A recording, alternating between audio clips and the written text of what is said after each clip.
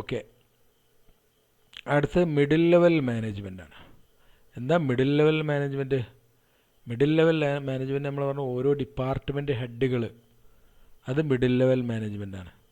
കണ്ടോ ഇവിടെ നമ്മൾ ഈ ചിത്രത്തിൽ ഇത് ടോപ്പ് ലെവൽ മാനേജ്മെൻറ്റ്, പിന്നെ മിഡിൽ ലെവൽ മാനേജ്മെൻറ്റാണ്. ഓരോ ഡിപ്പാർട്ട്മെൻറ്റ് ഹെഡുകളാണിത്. Sales marketing department head, finance department head, purchase department head, ഇങ്ങനെ പല ഡിപ്പാർട്ട്മെൻറ്റുകളുടെ ഹെഡുകളെ നിയന്ത്രിക്കുന്നത്, അവർക്ക് നിർദ്ദേശങ്ങൾ കൊടുക്കുന്നത് ഒക്കെ ടോപ്പ് ലെവൽ മാനേജ്മെൻറ്റാണ്. ഇനി ടോപ്പ് ലെവൽ മാനേജ്മെൻറ്റിൻ്റെ ഡ്യൂട്ടി എന്തായിരിക്കും? They receive orders and instructions from middle level മാനേജ്മെൻറ്റിൻ്റെ duties. They receive, middle level managers receive orders and instructions from top level managers.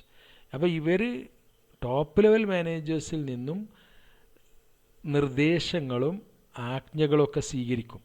എന്നിട്ട് പാസ് ടു ദി സബോർഡിനേറ്റ്, അവരുടെ താഴെയുള്ള മാനേജേഴ്സിന്, താഴെയുള്ള lower level മാനേജേഴ്സിന് അവർ ആ നിർദ്ദേശങ്ങൾ കൈമാറും. അപ്പോൾ ഒരു ഇൻ്റർമീഡിയറാണ്. They middle level managers act as an intermediary between top level management and lower level management. ഇവർക്കിടയിലുള്ള ഒരു ഇൻ്റർമീഡിയറി, ഒരു ഇടനിലക്കാരൻ്റെ റോളാണ് ആര്? Middle level management. ഈ പോയിൻ്റ് ഓർത്താൽ ഇത് ഈ ചിത്രം വെച്ചിട്ട് തന്നെ നിങ്ങൾക്ക് ഒരുപാട് ഇവരുടെ ഫങ്ഷൻസ് എഴുതാൻ പറ്റും. ഇപ്പോൾ ഇവിടെ ടോപ്പ് ലെവൽ മാനേജ്മെൻറ്റിൻ്റെ ഫങ്ഷൻസ് ഒന്ന് എന്താണ്? They gives instructions and orders to middle level managers. മിഡിൽ ലെവൽ മാനേജേഴ്സിന് ഓർഡേഴ്സ് ഇൻസ്ട്രക്ഷൻസ് കൊടുക്കുന്നു. അപ്പോൾ ഈ ചിത്രത്തിൽ നിന്ന് തന്നെ അവരുടെ ഫങ്ഷൻസ് നമ്മൾക്ക് എഴുതാൻ പറ്റും. ആദ്യം തന്നെ ഈ ഫങ്ഷൻസ് ചോദിക്കുമ്പോൾ ആ പിരമിഡ് പോലെ ആ ഹൈറാർക്കി, മാനേജ്മെൻറ്റ് ലെവൽ ഹൈറാർക്കി ഉണ്ടല്ലോ, ഹൈറാർക്കിയുടെ ചിത്രം, നിങ്ങൾ നേരത്തെ കണ്ട ഹൈറാർക്കിയുടെ ചിത്രം ഇതൊന്ന് വരച്ച് വെച്ചിട്ട് എഴുതിയാൽ ഫങ്ഷൻസ് തെറ്റാതെ എഴുതാൻ പറ്റും. അതുപോലെ ഇയാൾ ടോപ്പ് ലെവൽ മാനേജ്മെൻറ്റ് ഫങ്ഷൻസ് നമ്മൾ കഴിഞ്ഞ ഇതിനു മുമ്പ് പഠിച്ചാണ്.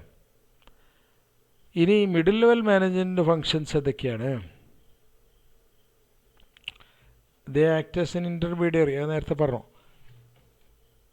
ഇത് കണ്ടോ, രണ്ട് ചെങ്ങല, ടോപ്പ് ലെവൽ മാനേജേഴ്സിൻ്റെയും ലോവർ ലെവൽ മാനേജേഴ്സിനെയും കൂട്ടി യോജിപ്പിക്കുന്ന ഒരു കണ്ണിയാണ് ആര്?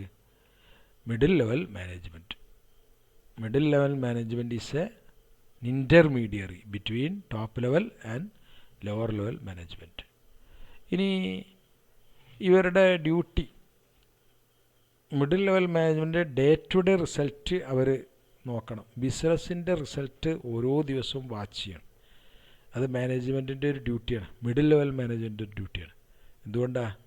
അപ്പോഴാണ് എന്തെങ്കിലും മാറ്റങ്ങൾ വരുത്തണമെന്നുണ്ടെങ്കിൽ, മാറ്റങ്ങൾ വരുത്തണമെങ്കിൽ ഡൈനാമിക്കാണല്ലോ, മാനേജ്മെൻറ്റ് ഡൈനാമിക് ആയതുകൊണ്ട് മാറ്റങ്ങളൊക്കെ വരുത്തണമെങ്കിൽ പെട്ടെന്ന് തന്നെ മാറ്റങ്ങൾ വരുത്തണം. ബിസിനസ്സാണ്, എന്തെങ്കിലും അമാന്തമുണ്ടായാൽ, കാര്യങ്ങൾ പെട്ടെന്ന് സ്പീഡായിട്ട് ചെയ്തിട്ടില്ലെങ്കിൽ ബിസിനസ് അടിയിൽ പോകും, പിടിച്ചെടുക്കാൻ കഴിയില്ല.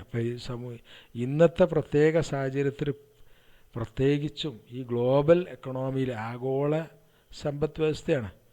അപ്പോൾ ഒരു ലോകത്തിൽ ഏത് ഭാഗത്തു നിന്നുള്ള സാധനം എവിടെയും കിട്ടുന്നൊരവസ്ഥയുള്ള ഈ കാലഘട്ടത്തിൽ ഒരു ബിസിനസ് പിടിച്ചു നിൽക്കണമെങ്കിൽ ഡേ ടു ഡേ കാര്യങ്ങൾ അപ് ടു ഡേറ്റ് ആയിട്ട് മാനേജ്മെൻറ്റ് ശ്രദ്ധിക്കേണ്ടി വരും. അപ്പോൾ ഡേ ടു ഡേ റിസൾട്ട് ശ്രദ്ധിക്കണം ആര്? Middle level management.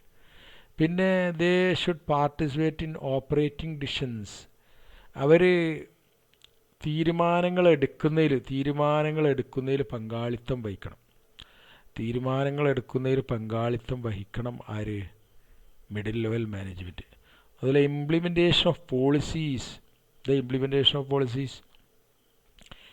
നയങ്ങൾ നടപ്പിലാക്കുന്നത് ആരാണ്? മിഡിൽ ലെവൽ മാനേജ്മെൻറ്റാണ്. ആരാ പോളിസി ചാർട്ട് ചെയ്യുന്നത്?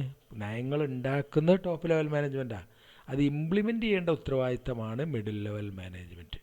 അപ്പോൾ ഒന്ന് പഠിച്ചാൽ മറ്റൊന്ന് എഴുതാൻ പറ്റും, ശ്രദ്ധിക്കണം എന്ന് മാത്രം.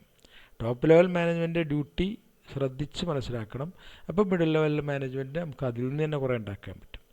അപ്പോൾ ഇംപ്ലിമെൻറ്റേഷൻ ഓഫ് പോളിസീസ്. പിന്നെ കമ്മ്യൂണിക്കേഷൻ, ഇത് നേരെ നമുക്ക് ഈ ചിത്രത്തിൽ നിന്ന് തന്നെ പറയാം.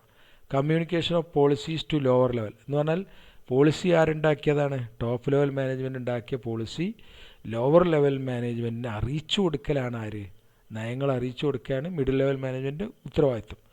ഒരു ഇൻ്റർമീഡിയറി ആണല്ലോ. അപ്പോൾ ആ ഒരു പിന്നെ planning the activities of on department. ഈ മിഡിൽ ലെവൽ മാനേജ്മെൻറ്റ് പറഞ്ഞാൽ നമ്മൾ ഓരോ ഡിപ്പാർട്ട്മെൻറ്റ് ഹെഡുകളാണ്. അപ്പോൾ അവരുടെ ഡിപ്പാർട്ട്മെൻറ്റിൻ്റെ ആക്ടിവിറ്റീസ്, പ്രവർത്തനങ്ങൾ പ്ലാൻ ചെയ്യാൻ അവരുടെ ഒരു ഫങ്ഷനാണ്. പിന്നീട് directing managers at lower level. അതൊക്കെ നമുക്ക് ഇതിൽ നിന്ന് ആലോചിച്ച് ഈ ചിത്രം നോക്കിയാൽ കുറേ എഴുതാൻ കഴിയും. എന്താണ്? ഇവർ ഡയറക്റ്റ് ചെയ്യണം. ലോവർ ലെവൽ മാനേജ്മെൻറ്റ് ഡയറക്റ്റ് ചെയ്യുന്ന ഉത്തരവാദിത്തമാണ് ആര്? Middle level management. അതുപോലെ ഇവരുടെ തൊഴിലാളികളുടെ പെർഫോമൻസ് എന്താണ്? അവരുടെ മികവ്, പ്രവർത്തന മികവൊക്കെ പരിശോധിക്കൽ മിഡിൽ ലെവൽ മാനേജ്മെൻറ്റാണ്. പിന്നെ അത് റിപ്പോർട്ടിംഗ് ടു ടോപ്പ് ലെവൽ. അടുത്ത point reporting to top level പറഞ്ഞാൽ എന്താ? ഈ താഴെ തട്ടിലുള്ള കാര്യങ്ങളൊക്കെ പഠിച്ച് പരിശോധിച്ച് നോക്കിയിട്ട് അതിൻ്റെ റിപ്പോർട്ട് ആർക്ക് അയച്ചു കൊടുക്കണം? ടോപ്പ് ലെവലിന് അയച്ചു കൊടുക്കണം. അപ്പോൾ അതൊരു ഡ്യൂട്ടിയാണ്. പിന്നെ കോപ്പറേറ്റിംഗ് വിത്ത് അതർ ഡിപ്പാർട്ട്മെൻറ്റ്സ്. മറ്റ് ഡിപ്പാർട്ട്മെൻറ്റുകളുമായി, ഓരോ ഡിപ്പാർട്ട്മെൻറ്റുകൾ ടോപ്പ് ലെവൽ മാനേജേഴ്സിൻ്റെ കീഴിലാണ് എല്ലാ ഡിപ്പാർട്ട്മെൻറ്റുകളും. അപ്പോൾ ഈ ഓരോ ഡിപ്പാർട്ട്മെൻറ്റുകളായിട്ടും ബന്ധം ഉണ്ടാക്കണം. നല്ല കോർഡിയൽ റിലേഷൻഷിപ്പ്, നല്ലൊരു ബന്ധം ഉണ്ടാക്കണം. പർച്ചേസ് ഡിപ്പാർട്ട്മെൻറ്റ് പിന്നെ ഫിനാൻസ് ഡിപ്പാർട്ട്മെൻറ്റുമായിട്ട് നല്ല ബന്ധമാണ്. പർച്ചേസ് ഡിപ്പാർട്ട്മെൻറ്റ് പിന്നെ റോ മെറ്റീരിയൽസ്, ഒരു 10 ലക്ഷത്തിൻ്റെ റോ മെറ്റീരിയൽസ് വാങ്ങാൻ അവർക്ക് തീരുമാനിക്കാം.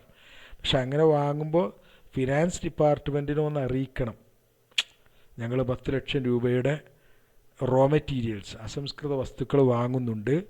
അപ്പോൾ അത് ഫിനാൻസ് ഡിപ്പാർട്ട്മെൻറ്റാണ് പണം അനുവദിക്കുന്നത്. അപ്പോൾ ഫിനാൻസ് ഡിപ്പാർട്ട്മെൻറ്റ് അല്ലെങ്കിൽ അക്കൗണ്ട്സ് ഡിപ്പാർട്ട്മെൻറ്റിനെ ഈ കാര്യം അറിയിക്കുക. അപ്പോൾ എല്ലാ ഡിപ്പാർട്ട്മെൻറ്റുകളുമായും പരസ്പരം ഒരു നല്ല ബന്ധം ഉണ്ടാക്കിയെടുക്കണം, സഹകരണം ഉണ്ടാകണം.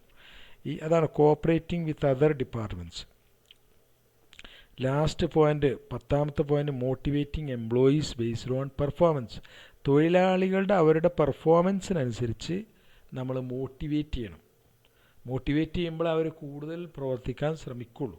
അപ്പോൾ എപ്പോഴും മാനേജ്മെൻറ്റ് ഡ്യൂട്ടിയാണ്, മാനേജേഴ്സിൻ്റെ ഡ്യൂട്ടിയാണ് എന്ത്? തൊഴിലാളികളെ മോട്ടിവേറ്റ് ചെയ്ത്, അവരെ മോട്ടിവേറ്റ് ചെയ്ത് അവരെ നല്ലവണ്ണം പൊക്കിയാലേ അവരെന്ത് ചെയ്യുള്ളൂ? കൂടുതൽ സ്ഥാപനത്തിന് വേണ്ടി പിന്നെ പ്രവർത്തിക്കുള്ളൂ. അപ്പോഴേ സ്ഥാപനത്തിന് വളർച്ച ഉണ്ടാവുള്ളൂ. അപ്പോൾ അത് മിഡിൽ ലെവൽ മാനേജ്മെൻറ്റ് ഒരു ഫങ്ഷനായിട്ട് പറയാം. അപ്പോൾ ഈ 10 ഫങ്ഷനും വായിച്ച് ശരിക്കും മനസ്സിലാക്കുക. പരീക്ഷയ്ക്ക് ഇതിൽ ചുരുങ്ങിയതൊരു 6-7 ഫങ്ഷനെങ്കിലും എഴുതാൻ കഴിയണം. അപ്പോൾ 10 ഫങ്ഷനും പഠിച്ചു വെക്കുക.